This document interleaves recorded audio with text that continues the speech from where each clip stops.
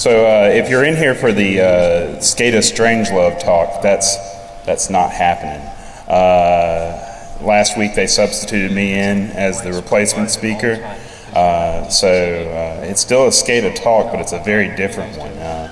We're talking about HMI vulnerabilities. We're talking about some very easy ways of breaking things. So the cool thing is instead of going home and hacking a nuclear power plant, you can actually set up a VM with this stuff and break it and not draw too much attention.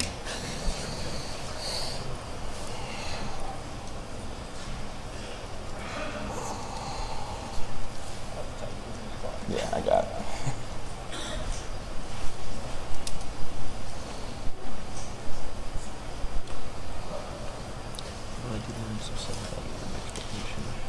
So you can do. So if the panel members here would introduce themselves. We'll start at that end because you're paying attention. My name's Amanda. I graduated from Mississippi State undergrad and went to University of Maryland for grad. And Wes is a good guy.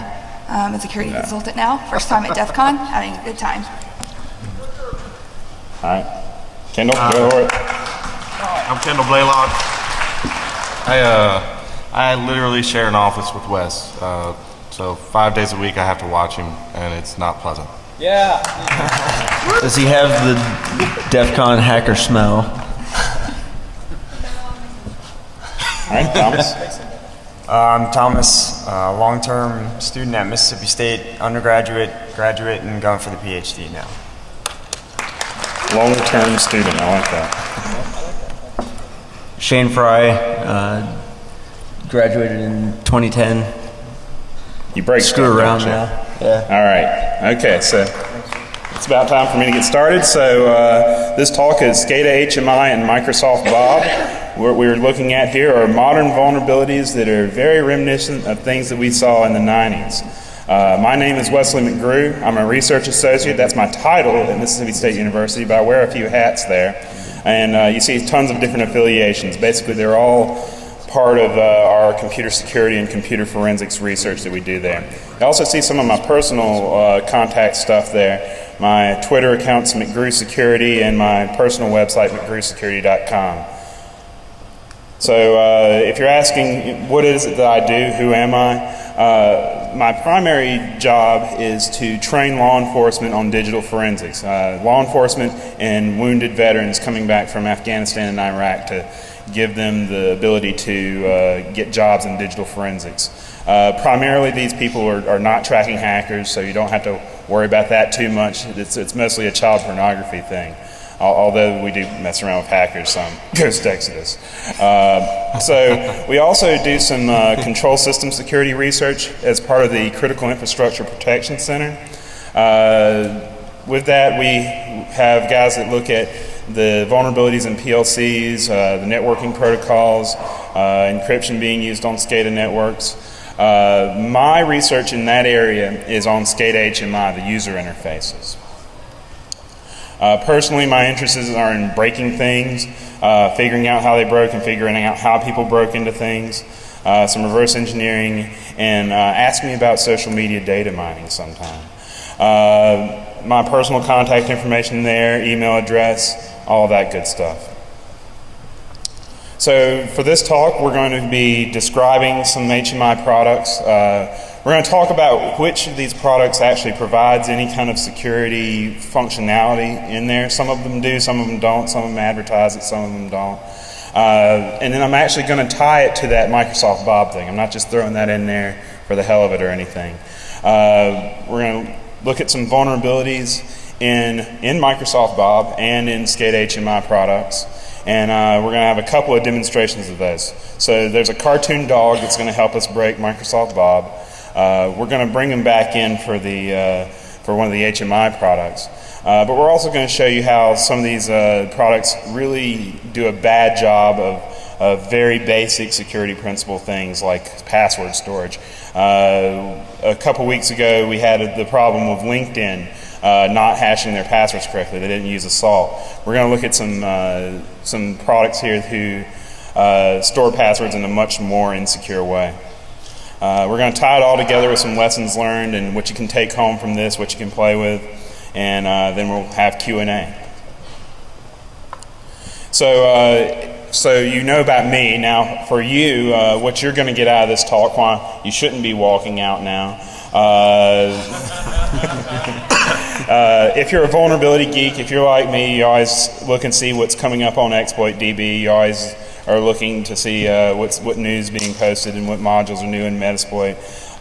If you're an exploit spotter, essentially, you can pick up some really neat and easy tricks, especially if you're new to this, because a lot of these vulnerabilities are not crazy, heap overflow type things or anything like that. It's very easy to exploit, very easy to find these kinds of vulnerabilities, so you can find your own O-Day in this way. If you're experienced at this, if you are the kind who's constantly finding remote code execution type stuff and wrecking shit, then you can just gasp in horror / glee that it's this easy. If you're a pen tester and you're going after any kind of control system network, any kind of critical infrastructure, you may be able to take away some stuff from this on how to escalate and leverage access to SCADA HMI. So, especially with the password disclosure vulnerabilities, even if your target isn't the HMI, there's a good chance that they're reusing those passwords elsewhere. If you're a SCADA or control system stakeholder, chances are you're not at DEFCON. But if you are, then you'll see this and you're like, well, the box said that it provides authentication and security. But after this, you'll realize that might not be the case, and you might want to start layering defenses around this. It's not necessarily the checklist of security features isn't necessarily what you should be going by. If you're an HMI developer, then you're going to be composing a nasty email to me, especially since this talk was a substitute talk. The O-Day is particularly fresh here. The vendors found out about this a couple weeks ago. So basically what you'll learn from this is how to develop secure HMI systems, or what not to do at the very least, and what sort of principles you might want to follow. So a lot of SCADA talks, a lot of control system talks, basically waste a whole lot of time on the alphabet soup of control systems. I'm not going to go too deep into this or anything. I'm going to assume that you have been to a SCADA talk before, because they've been pretty prevalent at conferences for the past few years. But the idea here is, the part that we're most interested in here is the HMI, the human-machine interface. So we have systems that have PLCs out in the field and everything that are doing stuff and communicating back and things like that. What we're concerned with is that control panel interface. If you watch The Simpsons, you remember that Homer Simpson works at a nuclear power plant, and he's always got his feet kicked up on the control panel, eating a donut and everything, and there's switches and gauges and dials and things like that. And that's sort of an old school human machine interface for a critical infrastructure system or any kind of control system. The photo that you see there is from 3 Mile Island. Back in the day and everything, you have actual physical switches and dials and gauges, and you may have some of this now and everything, but it's probably being fed data a little bit differently than this is, rather a little more indirectly. Now you're much more likely to see LCD panels, touch screens, workstations set up with graphical interfaces for the control systems that you're manipulating. The one at the bottom there is actually from a demo system that's a cookie factory. I like that one. That's definitely critical infrastructure. The interfaces for these, if you've been around for a while, that you probably realize these look very much like Visual Basic style interfaces. These look very much like programmer art, as you would call it, where the skills of a graphical artist have not been consulted. But the idea with this sort of interface is, and this sort of software really is that there's no cookie factory HMI product that you can buy, pop into your system, and it automatically start making cookies for you. There's no drop-in software for controlling a nuclear power plant.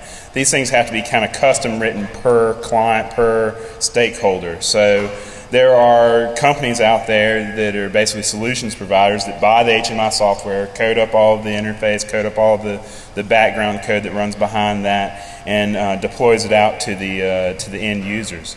An interesting aspect of that is that when you find a vulnerability in HMI software, the vendors don't necessarily know who their end users are. They know who their solutions providers that are buying the products are, but they don't know who the end users are. Because what you're doing is you're buying essentially an IDE that lets you develop these sorts of interfaces. Another cool thing about that is that if you want to play around with this sort of software, they are very generous. Most vendors are very generous about giving out demonstration versions that you can use.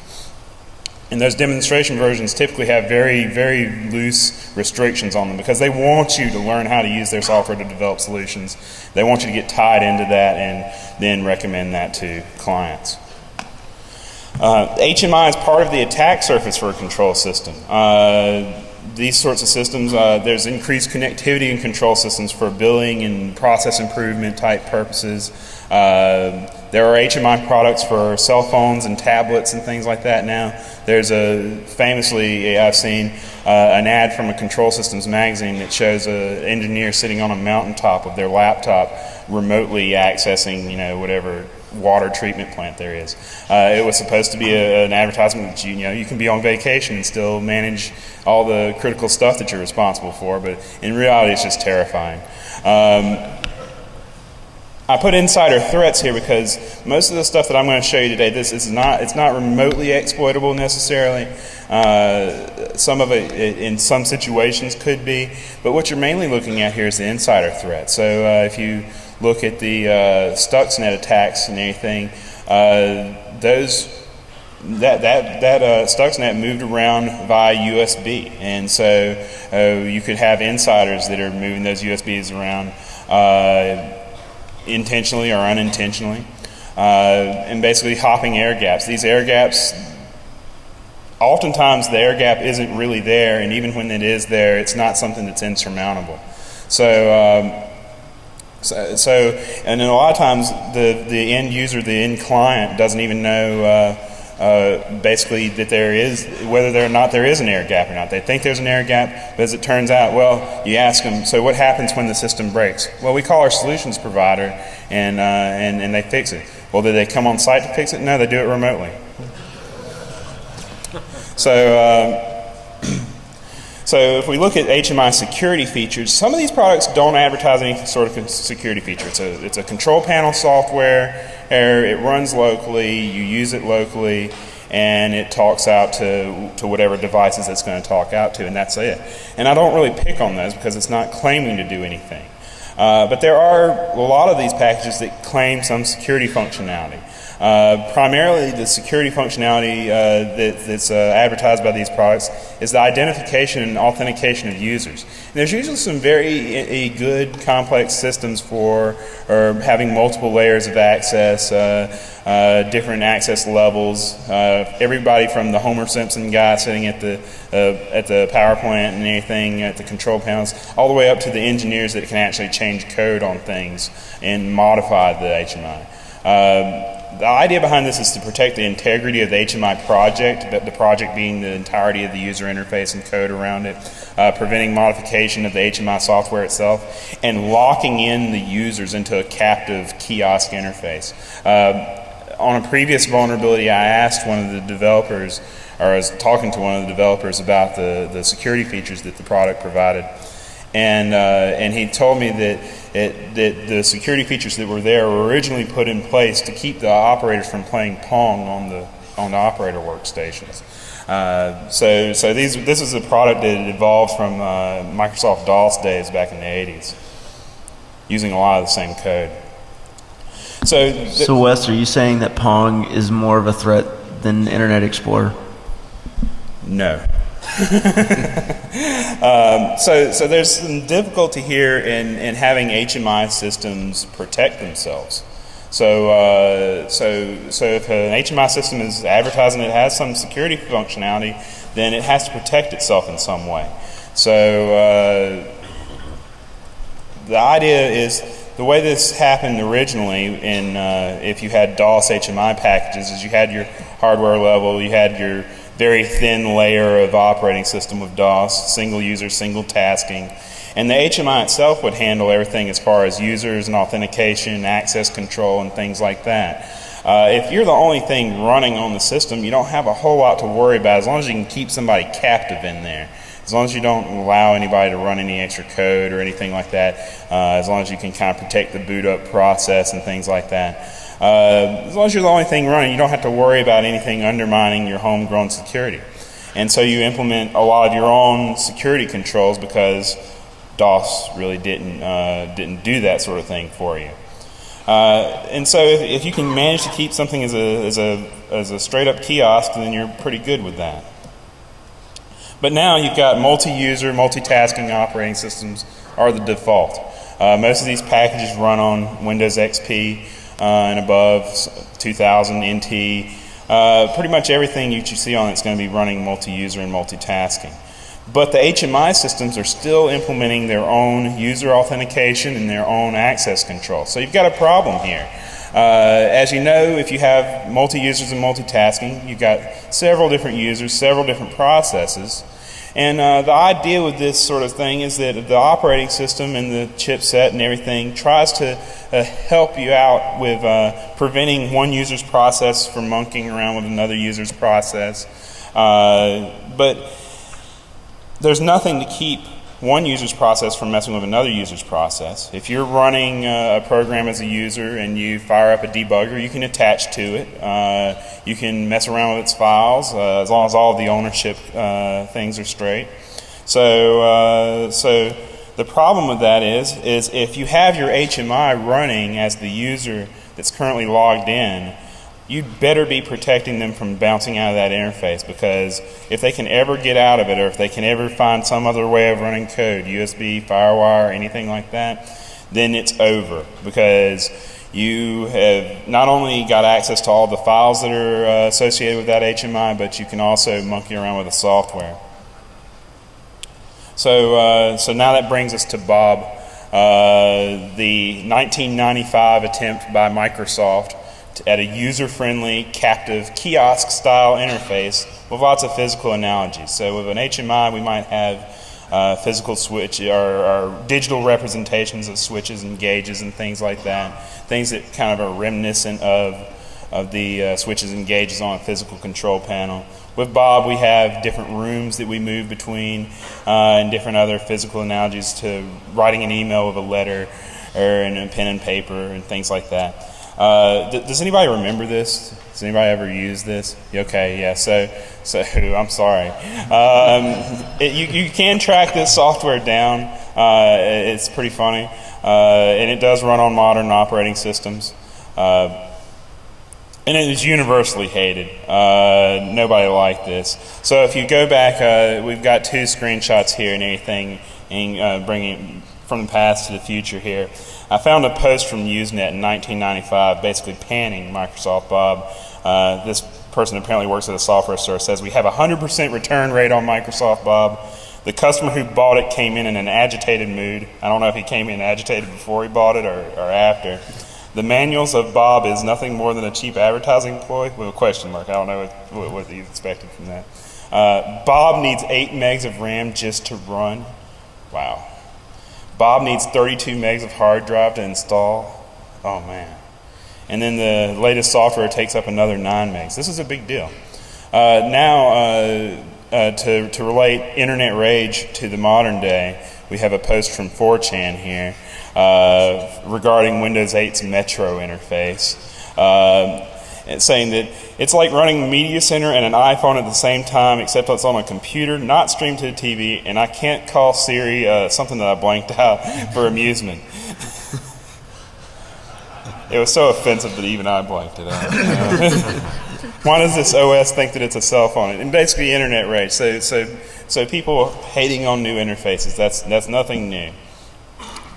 On the security side of things, though, it's kind of interesting because it's kind of like an HMI software. And it also has some of the same kinds of vulnerabilities. So in Gary McGraw's book, Software Security, he has a little sidebar thing here where he talks about a design flaw in Microsoft Bob, and even he didn't verify it. But he says it's oft repeated, it may be apocryphal. And essentially the idea is that in Microsoft Bob, if you got your password wrong 3 times, Microsoft Bob would pop up and proclaim, "I see you have forgotten your password, please enter a new password." And so the conclusion here is Microsoft Bob, hacker's friend. So Gary got a few of the details of this wrong, but he got the gist of it and everything through his oft repeated stories. But since we can get Bob and run it on modern stuff, we can verify this sort of thing. So there's my good friend the dog there. There is no Microsoft Bob character in here that I know of, but there is the dog wearing the Bob logo on his collar there. So whenever you go to log into Microsoft Bob, it asks you for your password. Type your password here, and it'll tell you it's not right. And so you try it again. And a couple more times later, it's actually more polite than Gary McGraw stated. The dog says, "Pardon me, have you forgotten your password?" And you can tell it no, but we're obviously going to tell it yes. What password would you like?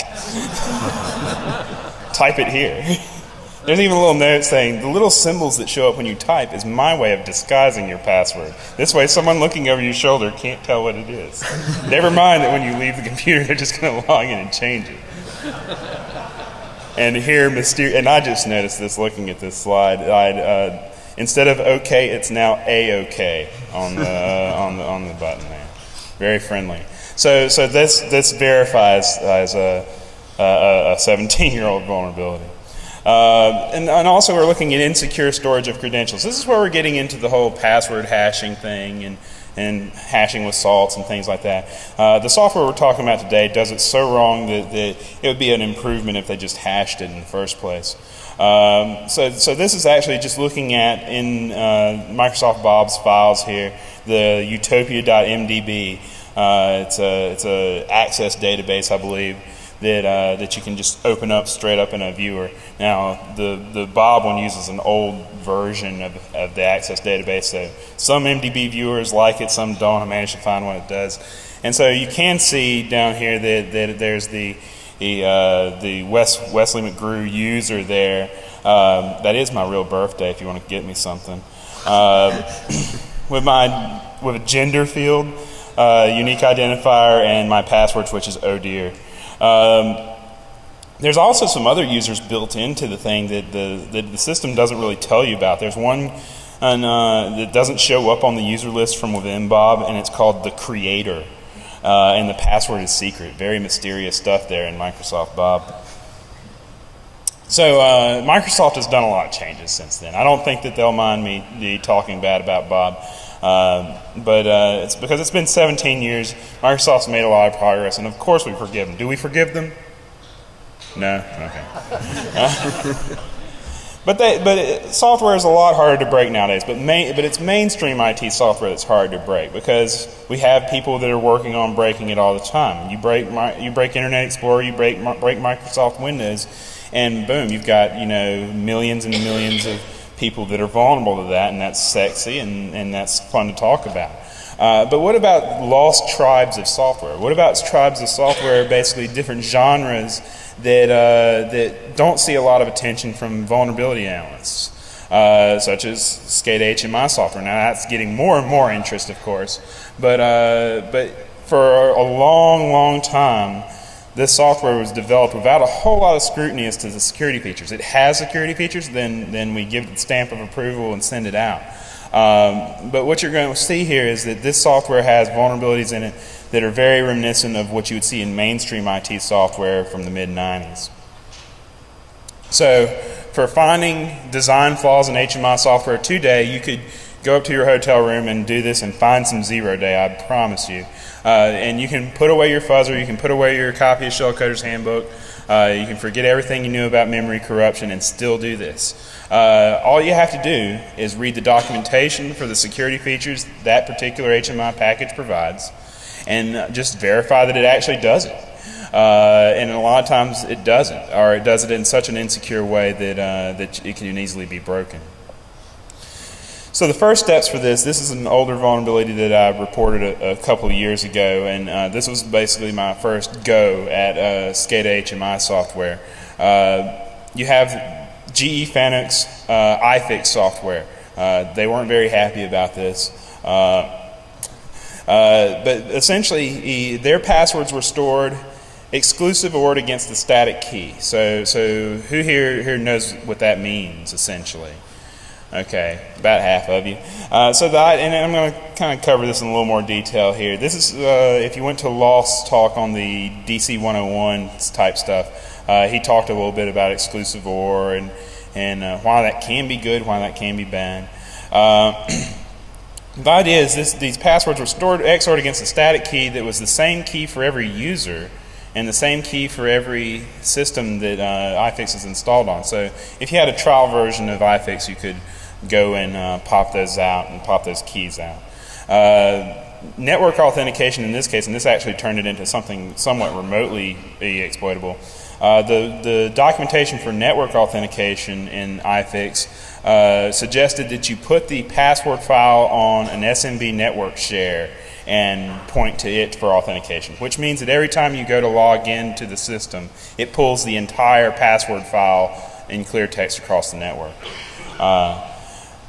And then if you can run code on the system, it's very easy to bypass local authentication. It's very much like cracking a shareware MP3 player or something like that. Instead of jumping here when the registration code's bad, you jump there. So the password authentication was straight up. You attach with a debugger, or you go in and modify the code, and you just tell it to jump to the left instead of jumping to the right. A 1-bit change to the file. And you could make your own login process that did this exact same thing. And this is the thing. If you have the entirety of your HMI software running as the currently logged in Windows user, you cannot protect it. It's going to take some sort of architectural change to actually implement any of the security features. So this is not an isolated problem, and this is the first 0 day of the day, or this talk rather. And this is in KEP Infolink HMI 50023.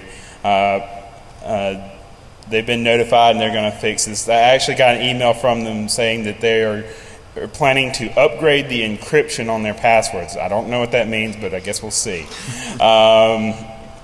So in the documentation, it says that you can restrict access to a certain project by defining required access levels. So essentially you can have multiple users. They can all have access levels between 0 and 200. So you can get very finely detailed with what you allow these people to do and what you don't allow them to do. But again, just like iFix and just like a lot of these packages, I bet you can find another one that does this. They encrypt, quote, their password with an exclusive OR key. Same key for every user, same key every installation. So Crypto 101, first day, how do we actually how do we store a password securely? And it's not with what you would normally call encryption. You want to do it with hashing. If somebody tells you that they've securely encrypted their password, it doesn't matter if they've encrypted it with exclusive OR or if they've encrypted it with AES 256. If you have to have a key to decrypt that password, that key has to be stored somewhere. And if the architecture of your system is such that you can't protect those files and can't protect those keys, then you're really no better off than the exclusive OR, honestly. But you can store a password securely and at least make the attacker have to crack a hash. So the idea is we have our password, we have a random salt, we put the password and the salt together, we run it through a hashing algorithm. Whatever you want to use, honestly, is better than what's going on here. MD5, SHA1, 256, whatever you want to use. You store the hash and you store the salt with it. And as I said on the previous slide, if you encrypt that password, it has to be stored somewhere on the system. And it's even worse, of course, if we do it with exclusive OR, because we can do an easy, known plain text attack on exclusive OR. I have my own copy of the HMI software. I set up my own users, their own passwords and everything. And you've got your truth table for XOR there. They're exclusive OR. If one or the other is 1, then the result is 1. If they're both the same, then it's 0. And people use this because it's the basis of an unbreakable crypto scheme. It's the basis of a one-time pad. If you're trying to communicate with somebody and you can pre-share a long enough key, you can communicate very securely using exclusive OR as a one-time pad. It's not for password storage, though. So all we have to do is we take our encrypted password, we exclusive OR it against the plain text key that we know, the plain text password that we already know because we're doing this in our environment, and we exclusive OR those together, and out pops the key. So because that's just the property of exclusive OR. A XOR B equals C, and B XOR C equals A. So for that, we take a field trip to the Infolink VM. So in Infolink, we have, I'll zoom in here for us. So with Infolink, we have this whole system, and I'm going to use the Infolink demo project, which I've actually monkeyed around with the user list on. So we can go to the properties of the project, and we have our security features here where we have users, we have access levels for them, things like that. And each object in the system, we can set it to where somebody has to have an access level of something or another to be able to use or modify this. You can disallow or allow users the ability to modify the user list. You can choose who can use what interfaces. It's pretty cool, but if it saves it insecurely, then we're not doing too good.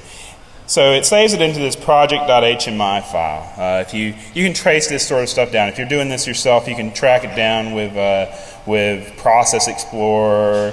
You can attach a debugger and just follow along and see what it's doing.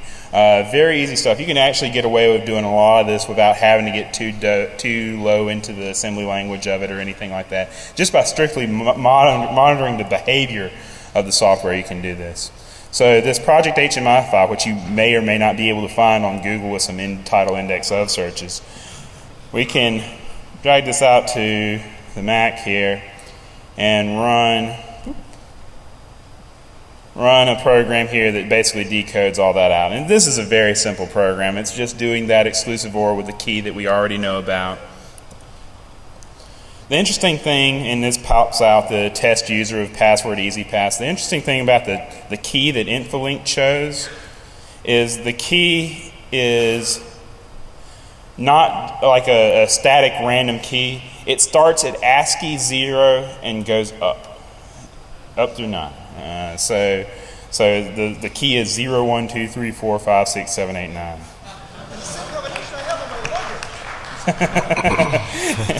Yeah, and the funny thing is, yeah, exactly. If that was your password, then the encrypted key would be zeroed out. It'd be great. Need to try that. All right, so we've got another field trip to the VM in a little while. KingView, you really need to grab this one and install it and play around with it because it's kind of fun. I haven't fully reversed engineered the file format for this one, but essentially the entire project file that stores the passwords, they just took FF in every position and just subtract the byte from it and save that. So you add FF back and you've got your plain text. So that's that. KingView is interesting. It's a Chinese HMI product, and their tip of the day when you go into the software is always very cool English. I love it. Very DD Tech. Let's see. Oh, no field trip yet. Okay, so here we go with something that's very Microsoft Bob here. This is Iconics Genesis 32. Go ahead and grab a demo version of this to play with while you can, because the vendor has stated that they are removing this feature from the software just altogether. It's so broken on this. So when you go to log into the security server for Iconics Genesis 32, you see your usual username and password, and what really struck me is this challenge here. So there's a thing called challenge, and I wanted to know what that was. So I go to the documentation. It actually helps to read the manual every once in a while. And in that documentation, it said that an emergency password can, or essentially, in a case when you're not able to log yourself into the security configurator, you can contact Iconic's technical support and provide your challenge code. You will then receive an emergency password that you can type into the password field with no username in the user field. And it logs you in as the default administrator. Cool.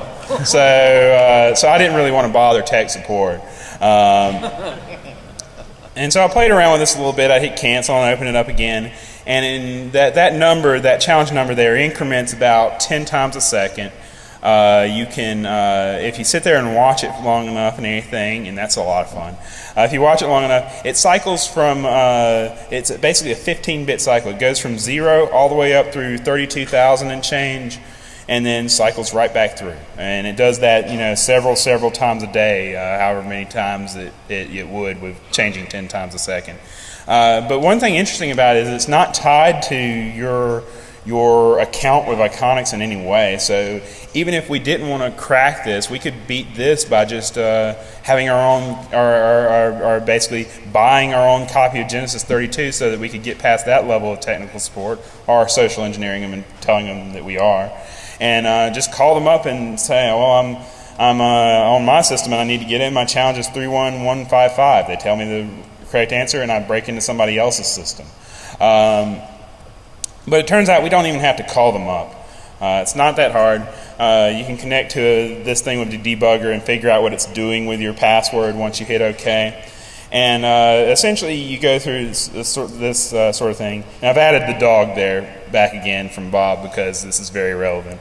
So basically it takes your password, it passes it through a function that does some really boring to reverse math that I don't want to really handle.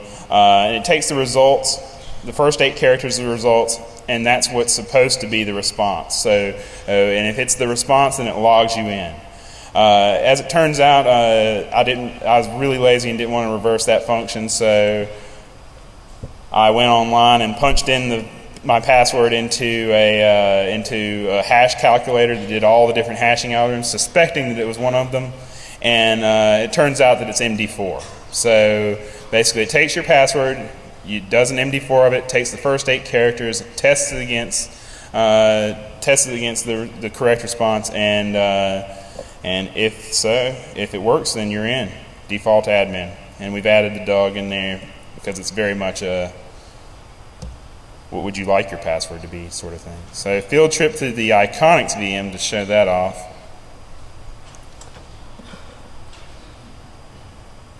We have our security configurator here, and so we're at 21,000 and change on this, and we can, oops, couldn't log in. All right, and if we run this again, you'll see that that number will have changed slightly. Very predictable. All right, so we'll do it one more time here, and we'll do this one. 21101. So we have a script here, Iconics tech support.py. 21101. Our correct response, oh, nice. Ba 1928. I love it. Boom, we're in.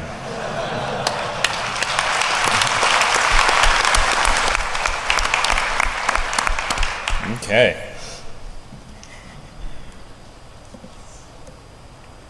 So these are not Pony Award-winning attacks. They're not elite. They're not hard to do, and they're not even something that's like something that you can just attack a system with right now. Most of these require some level of access already, but you can escalate what you're allowed to be doing with this. It's part of a larger attack. But the really helpful thing of this, if you're a pen tester and you're facing systems like this is a great place to gather credentials for other systems, because I guarantee you they're going to reuse those passwords somewhere else. The lesson learned for this for HMI development is that the architecture of your HMI must support your security goals. If you want to have this sort of authentication and you want to have this sort of protection against bad things between users, you're going to have to do it differently. You can't run it as one monolithic piece of software in one user. you're going to have to break it off. You're going to have to run part of it as a daemon, as an admin or system or something like that. You're going to have to break it out into client server, at least across users, probably across systems would be better. And there are HMI packages that do that, but not these. The developers of this need to be educated on basic design principles. Salzer and Schroeder, that's your classic basic security design principles. Things like complete mediation and things of that nature. Just your computer security 101 type stuff is what they need to be going for on that. And the last bullet point there is to find me more of these bugs. If you find one of these, let me know about it, because I'll drop it in my dissertation. So we have time. Actually, we have a good bit of time here. About 12 minutes for questions in here. When you're leaving the room, leave the room through the doors to my left, to your right. After the Q&A period here at 11:50, we'll go to the track 1 Q&A room. There, if you ask a nice question, I have challenge coins. A few of them left here that I've been handing out while I'm here. These are coins from our Forensics Training Center.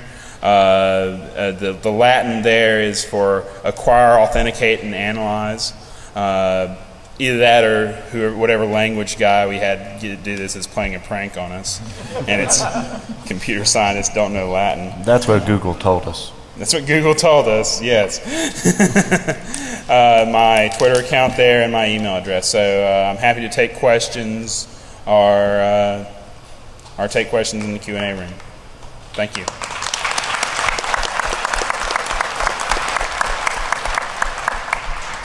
Yeah. Hey, thanks very much. Curious if you have comments on like the Digital Bond Conference, and I guess this is probably the wrong place to say this, but some of the responsible disclosure of things that are used for critical infrastructure. It's a little bit frightening, but I think it's necessary, because obviously the vendors are doing a piss poor job. Right. Yeah. One interesting thing about that is ICS CERT announced the other day that they are drastically ramping up the time frame for fixing vulnerabilities. Then they said it was something like 40-something days that they would hold on to something before they disclose it, whether there's a patch or not. And it's good, because the thing about this stuff is the vendor can put out a patch for it, but how many of the end users, how many of the stakeholders are actually going to get that patch? Because it's got to go through the solutions providers and everything. It's far better to make the stakeholders aware of it so that they can layer defenses around it. Because the patching may not be as feasible as it would be in mainstream IT software. Anything else? Come on, somebody's got to have something for me. All right.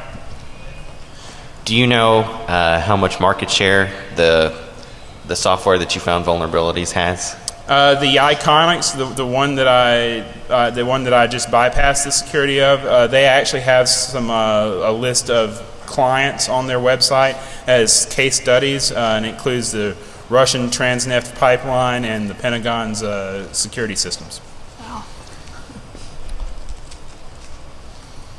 As far as like percentage market share for these, honestly, not that much. They're like packages like Wonderware and iFix probably have a lot higher market share than these particular packages.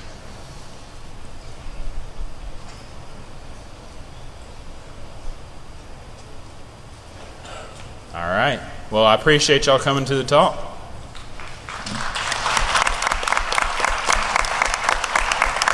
Give a round to my Mississippi State guys who volunteered not to watch the presentation. Right.